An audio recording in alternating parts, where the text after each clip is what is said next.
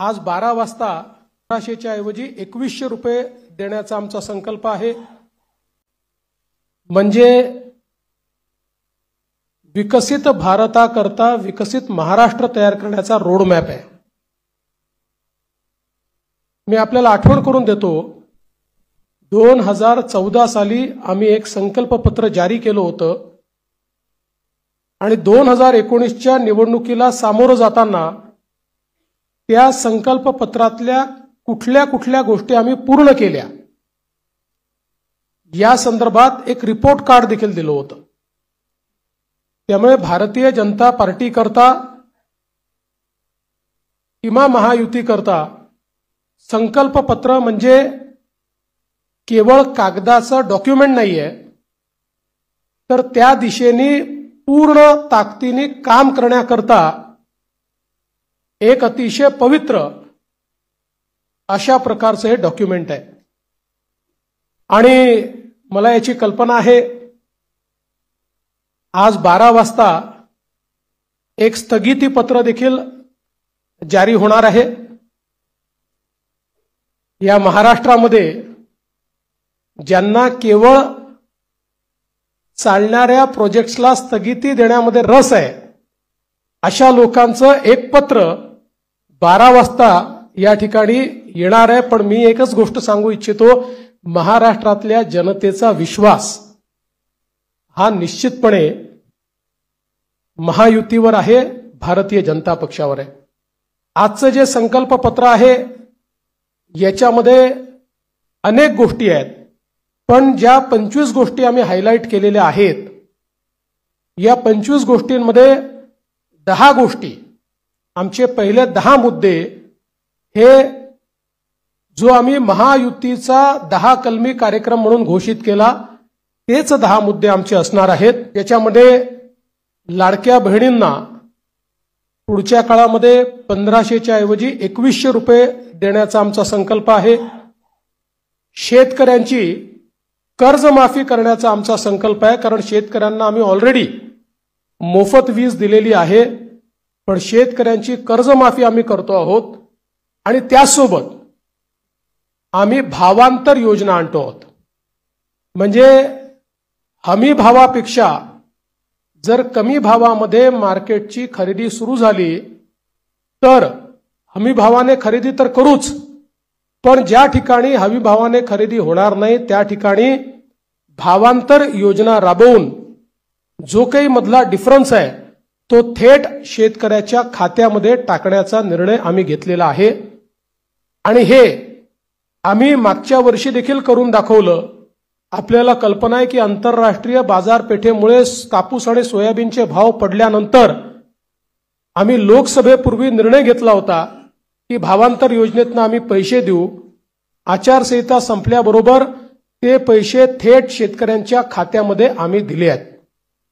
आम्ही या ठिकाणी प्रत्येक गरिबाला अन्न आणि निवाऱ्याचा हक्क हा देण्याचा निर्णय घेतलेला आहे। आणि जी वृद्ध पेन्शन योजना आपण चालवतो, ज्याच्यामध्ये 1500 रुपये आपण देतो, ते 1500 रुपयावरनं 2100 रुपये आपण करण्याचं ठरवलंय। किंबहुना अशा प्रकारच्या सहाय्यतेच्या जेवढ्या योजना आहेत, मागच्या काळामध्ये महायुतीच्या सरकारने 1500 रुपये केले होते, ते 1500 रुपयाचे 2100 रुपये आता पुन्हा महायुतीचं सरकार आल्यानंतर आम्ही त्या ठिकाणी करणार आहोत। यासोबत ज्या जीवनावश्यक वस्तू आहेत त्यांचे भाव स्थिर ठेवण्याकरता आम्ही त्या ठिकाणी मार्केट इंटरव्हेन्शन करणार आहोत। येत्या काळामध्ये 25 लाख रोजगाराची निर्मिती ही महाराष्ट्रामध्ये करण्याचं लक्ष्य आम्ही ठेवलंय। आता ज्या गतिशीलतेनं महाराष्ट्रामध्ये औद्योगिकरण होत आहे आणि एफडीआय मध्ये देशाच्या 52% एफडीआय आपल्याकडे आलाय, मला विश्वास आहे की 25 लाख रोजगाराच्या संधी आम्ही तयार करू। आणि त्याचसोबत 10 लाख विद्यार्थ्यांना या ठिकाणी विद्यावेतनाच्या माध्यमातून आम्ही त्या ठिकाणी नोकऱ्या करण्याकरता किंवा त्यांना रोजगार देण्याकरता अग्रसर असणार आहोत। दुसरं, मागच्या 2.5 वर्षामध्ये आम्ही सरकारी नोकऱ्यांवरचा सगळा निर्बंध हटवून जवळपास 1,00,000पेक्षा जास्त, आम्ही 75,000 घोषणा केली होती, पण 1,00,000पेक्षा जास्त नोकऱ्या या सरकारी क्षेत्रामध्ये त्या ठिकाणी दिलेल्या आहेत. आणि यासोबत आमचा प्रयत्न आहे की जो गरीब किंवा मध्यमवर्गीय आहे याला सौर आणि अक्षय ऊर्जेचा वापर करून त्याच्या वीज बिलामध्ये 30% सूट हे आम्ही त्याला देण्याचा प्रयत्न करणार आहोत. त्यासोबत सरकार स्थापनेच्या 100 दिवसामध्ये विजन महाराष्ट्र 2029 अशा प्रकारचं एक विजन डॉक्युमेंट हे आम्ही तयार करू. विज्ञान आणि तंत्रज्ञानाच्या क्षेत्रात आम्ही महाराष्ट्राला पहिल्या क्रमांकावर कसं ठेवायचं हा आमचा प्रयत्न असेल. मेक इन महाराष्ट्राचं जे धोरण आहे ते अधिक प्रभावीपणे राबवून याला मोस्ट प्रेफर्ड डेस्टिनेशन अशा प्रकारची परिस्थिती आम्ही तयार करू. महाराष्ट्राला फिनटेक आणि एआय याचा हब म्हणून आम्ही तयार करू. फिनटेक आणि एआय मध्ये सर्वात जास्त पुढच्या काळामध्ये रोजगाराची निर्मिती होणार आहे आणि त्याचं सर्वात मोठं केंद्र हे महाराष्ट्र असेल. यासोबत एरोनॉटिकल आणि स्पेस या क्षेत्रामध्ये उत्पादनाच्या संधी आहेत, त्या संदर्भात आमचं सरकार काम करेल. आम्ही असं ठरवलंय की शेतकरी या ठिकाणी जे काही खत खरेदी करतात त्याच्यावर जो SGST आम्हाला मिळतो तो SGST आम्ही शेतकऱ्यांना परत करणार आहोत. त्यासोबत आम्ही शेतकऱ्यांकरता मोठ्या प्रमाणात जी मूल्य साखळी आहे ती मूल्य साखळी तयार करण्याचा आमचा प्रयत्न असणार आहे, जेणेकरून शेतमालाला त्या ठिकाणी मोठ्या प्रमाणात भाव मिळेल. 2027 पर्यंत आता महाराष्ट्रामध्ये 11 लाख लखपती निधी आम्ही तयार केलेले आहेत. 2027 पर्यंत 50 लाख लखपती निधी या महाराष्ट्रामध्ये तयार करण्याचा आमचा संकल्प आहे.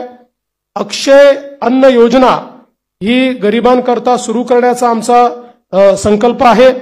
आणि या ठिकाणी महारथी म्हणजे Maharashtra advance robotic and AI training hub initiative या नावानं मोठ्या प्रमाणात लॅब्स आम्ही तयार करणार आहोत, ज्यातनं या क्षेत्रातली ट्रेन मॅनपॉवर ही आपल्या कॉलेजेसमध्ये आणि शाळेमध्ये सुरू होईल आणि पुढच्या काळात ती पूर्णपणे तयार असेल. महाराष्ट्रामध्ये कौशल्य जनगणना आम्ही करणार आहोत, स्किल सेन्सस, आणि त्या स्किल सेन्ससच्या आधारावर वेगवेगळ्या सेक्टरमध्ये कुठे इंटरव्हेन्शन करण्याची गरज आहे आणि कशा प्रकारे त्या स्किलचा वापर करण्याची गरज आहे याचा प्रयत्न आम्ही करणार आहोत. यासोबत छत्रपती शिवाजी महाराज आकांक्षा केंद्र हे आम्ही तयार करणार आहोत, ज्याच्यामध्ये कोवर्किंग स्पेसेस असतील, इन्क्युबेशनच्या सुविधा असतील, ज्यातनं स्टार्टअप्समध्ये मोठ्या प्रमाणात विद्यार्थी असो किंवा स्टार्टअप करणारे जे नवीन नवतरुण असतील या सगळ्यांना एकत्रितपणे शेअर्ड पद्धतीनं सगळ्या प्रकारच्या प्लग अँड प्लेच्या सुविधा आम्ही देऊ. त्यांना इन्व्हेस्टमेंट न करता आपला व्यवसाय हा त्या ठिकाणी सुरू करता येईल. उद्योजकांना देखील नवीन उद्योजक तयार करण्याकरता 15 लाखापर्यंत बिनव्याजी कर्ज हे देण्याचा आमचा प्रयत्न आहे. आमचे जे विविध महामंडळ आम्ही तयार केलेले आहेत विविध घटकांकरता त्यांना हे बिनव्याजी कर्ज 15 लाखापर्यंत देण्याचा आमचा निर्णय. यासोबत OBC असतील, EBC असतील, EW असतील, NT असतील, VJNT असतील आणि अर्थातच SC आणि ST असतील या सगळ्यांना शिक्षण शुल्क आणि परीक्षा शुल्काची प्रतिपूर्ती करायची हा निर्णय देखील या ठिकाणी आम्ही घेतलेला आहे. युवांमध्ये मोठ्या प्रमाणात फिटनेस असला पाहिजे या दृष्टीनं स्वामी विवेकानंद युवा आरोग्य आणि फिटनेस कार्ड हे आम्ही तयार करणार आहोत आणि युवांच्या फिटनेस करता एक मोठी मोहीम हातामध्ये घेऊन क्रीडा क्षेत्रामध्ये आणि फिटनेसच्या क्षेत्रामध्ये मोठ्या प्रमाणात संधी उपलब्ध करून देण्याचा आमचा प्रयत्न आहे. गडकिल्ल्यांच्या विकासाकरता प्राधिकरण हे तयार करण्याचा आमचा मानस आहे. मागच्या काळात काही गडकिल्ल्यांकरता आपण केला, पण सर्व गडकिल्ल्यांचं संवर्धन करणारं एक प्राधिकरण हे या ठिकाणी आम्ही तयार करणार आहोत.